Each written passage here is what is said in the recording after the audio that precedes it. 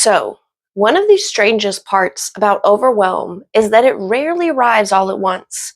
It's usually gradual, quiet, layered, like static, building in the background so slowly that eventually we stop noticing the noise entirely. And then one day we wake up exhausted before the day has even really started. Our patience feels razor thin, tiny inconveniences suddenly feel enormous. We can't focus, we feel emotionally crowded and we start wondering things like, what's wrong with me lately? But sometimes nothing is wrong with us. Sometimes our nervous system has simply been carrying too much for too long. This week, we are talking about mental clutter, emotional buildup, and those moments where irritation and overwhelm seem to spill out of nowhere. But today, I want to talk about something we don't always connect to those feelings, and that is our environment.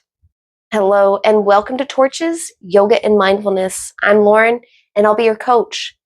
If you're curious about mindfulness, healing, and practical habits that actually work, you're in the right place. Here, we focus on simple but powerful practices grounded in ancient wisdom and modern science to care for both our mind and body. So go ahead, hit that like and subscribe so you don't miss what's next. So the spaces we live in, the sounds around us, and even the visual clutter that we stop noticing is all a constant stimulation for our nervous system every single day. Because whether we realize it or not, our environments are constantly communicating with our bodies. And after a while, even small things begin to accumulate. The laundry pile we mentally keep track every time we walk past it, the notifications constantly pulling at our attention, the harsh overhead lighting, the television running in the background while we're also scrolling on our phones, while also thinking about tomorrow and still replaying yesterday. We adapt to these things so gradually that they start to feel normal. It's kind of like when you walk into a room with a really strong smell.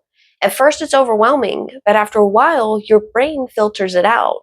Not because the smell disappeared, but because our nervous system adapted to it. And we do the exact same thing with overwhelm. We acclimate to the noise, the clutter, the unfinished tasks, and the overstimulations until eventually our nervous systems are carrying so much the static in the background that even the tiny things start sparking irritation and exhaustion. Because the important part to hear is not every heavy feeling is a deep psychological truth. Sometimes our system is just saturated. We're not failing emotionally, we are environmentally overloaded. And I'm not just saying this to give us a reason to let ourselves off the hook. There's actually science behind this. Our brains are constantly processing sensory information, whether we consciously realize it or not. Visual clutter competes for our attention. Unfinished tasks create mental tension. Constant notifications keep the nervous system alert. Noise, lighting, crowded schedules, multitasking, emotional stress, all of it stacks together. Our nervous system doesn't always separate big stress from small stress. It often just recognizes accumulation. And I think a lot of us are living in a level of accumulation that we've quietly normalized. We've gotten so used to carrying mental tabs open in the background that rest can feel almost unfamiliar. Silence feels unfamiliar, and stillness feels unfamiliar. And because this buildup happens slowly, we often blame ourselves instead of noticing the load we've been under. We tell ourselves things like, I'm just lazy lately. I'm too emotional. I don't know why I can't focus. Or why am I so irritated all the time?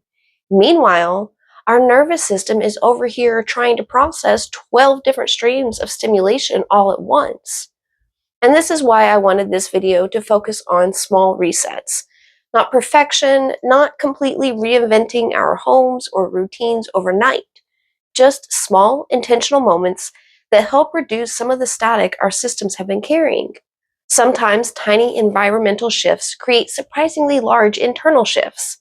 Sometimes opening one window changes the feeling of an entire room. And I mean both literally and metaphorically. There's something deeply regulating about fresh air moving through a stagnant space, about sunlight entering a dim room, about stepping outside for 2 minutes and feeling the temperature of the air on your skin instead of living entirely inside of our thoughts. Our nervous systems respond to those cues, and sometimes we underestimate how much our bodies crave signals of openness, movement, softness, and safety. Even things like lighting can affect us more than we realize. Softer lighting, lamps, natural light during the day, dimmer environments at night. Those tiny shifts can completely change how a space feels internally. Like, I used to work in an office that had this horrible bright light that set right over my head, and there was this loud music playing all day. And then we eventually ended up moving offices where I could control my light. And I almost never turn the overhead light on now. I just bought a small little desk lamp because I could do that now as an option. And I can close my door now and keep it quiet when I have a busy day. My coworkers and stuff thought I was making it up before, but when they saw the shift in me when we changed the environment, they got it. They were like, wow, that really was adding to her frustrations.